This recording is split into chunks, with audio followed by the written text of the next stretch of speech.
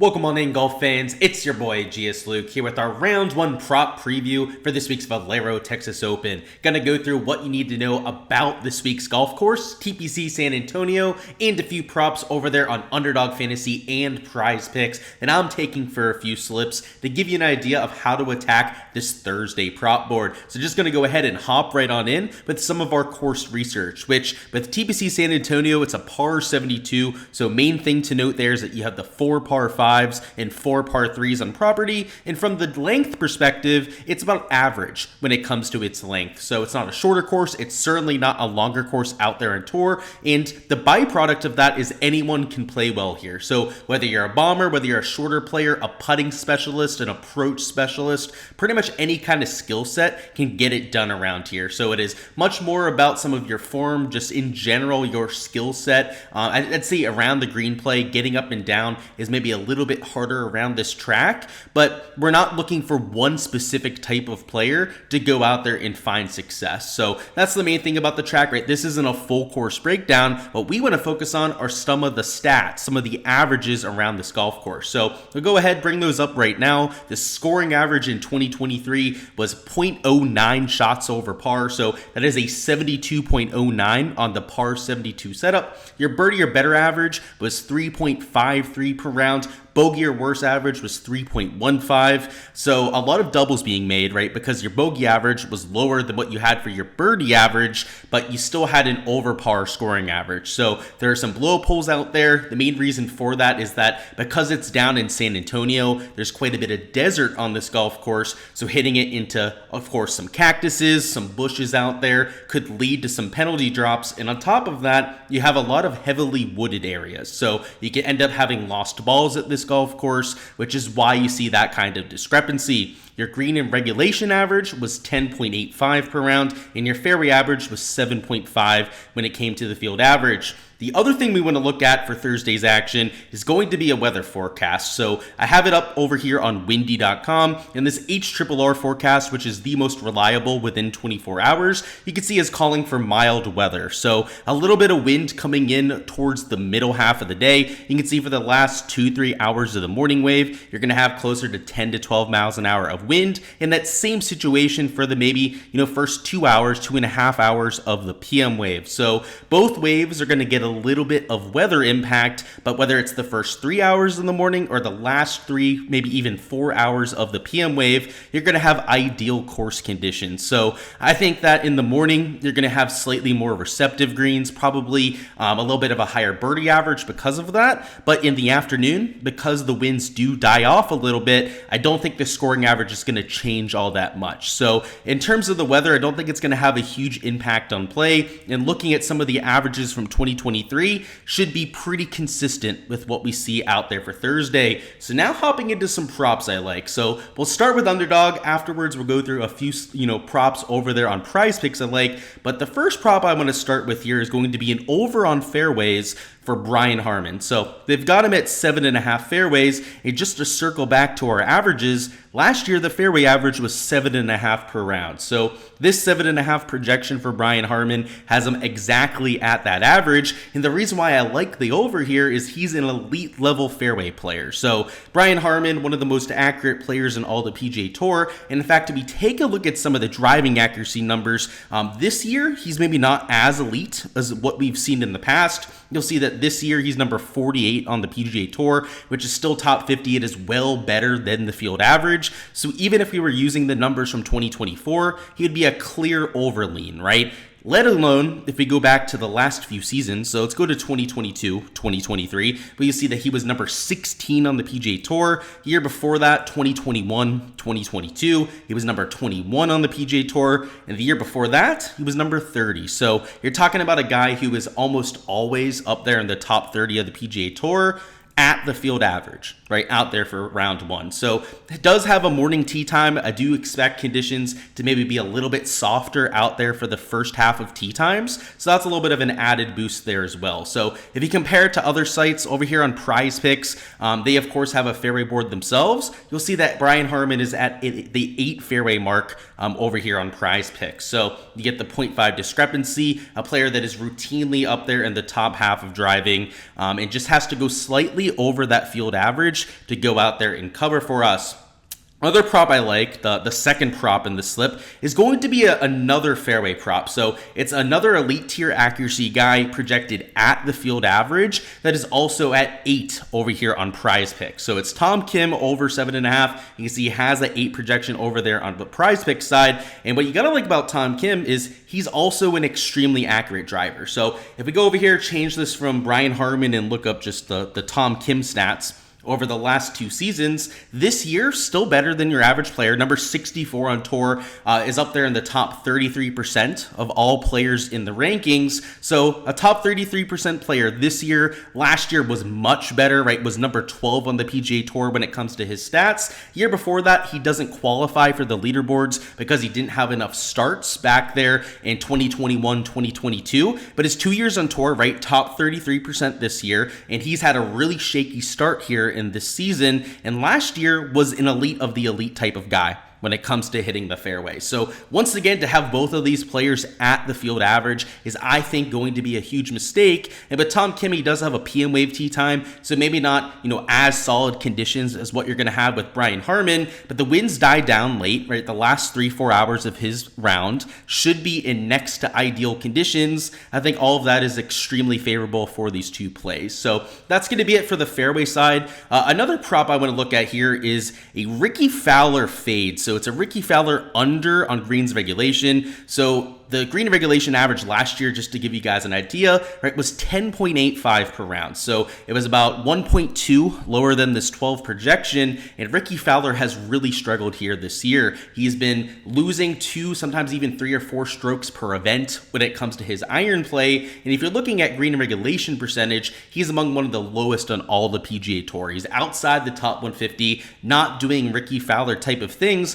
And while this golf course has been extremely favorable to him in the past, I have a hard time thinking that it's just going to turn around like a 9-day difference overnight. So it's been a real tough year for him. If you've been fading Ricky Fowler to start this season, you've probably made a lot of money doing so. And by taking a fade, right, and with these 2 positive stance plays on the fairway side of things, we get a slightly boosted payout, right? A little bit over 6x for this 3-man power play, which is why I want to go out there and mix in an under on greens regulation. So again, these fairways are at the field average last year. This green regulation prop is over the field average, and considering the skill set of all 3 is why I like all 3 of them as value. Over here on the Prize Picks side, I'm looking at a few birdie or better props. So the first one I want to start with is an over here with Adam Scott at 4 birdies. He's got an AM wave tee time, which I think will be helpful, going off with slightly softer greens out there in the first half of tee times.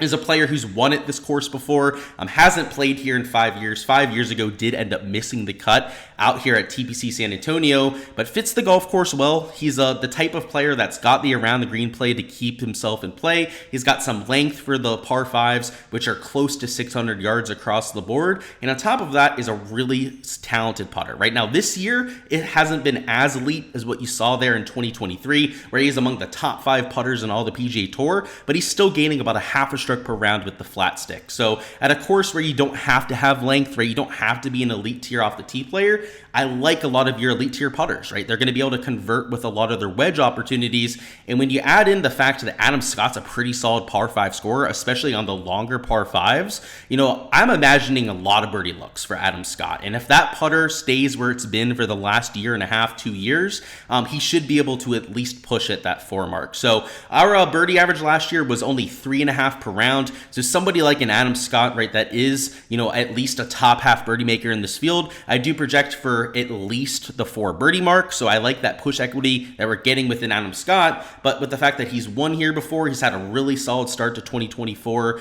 especially early this year, was going out there with a bunch of top end finishes, is why I'm going out there and taking him here for Thursday. Another prop we're taking is an over on Eric Cole. So he's also over here at 4 birdies, another player that last year was top 40 on the PGA Tour in birdie percentage. This year has cooled off a little bit, has maybe not been as elite as what we're used to seeing, but even with the up and down form, especially over the last 2 or 3 events, has been a little bit sketchy. He's still top 50 when it comes to birdie or better percentage. So going over here to the other tab, just want to show you the Adam Scott stuff. So let's get this searching up here, and you'll see Adam Scott, right, number 79 on tour, which isn't as elite as what you'd be hoping for, but still well above the tour average when it comes to birdie or better percentage. And that's again with a few weeks over the last two or three starts that have been a little bit sketchy. And then let's bring up Eric Cole, right? So Eric Cole still striping at number 43 on the PGA Tour in birdie percentage. And at this event last year, it was his first start ever at the Valero Texas Open,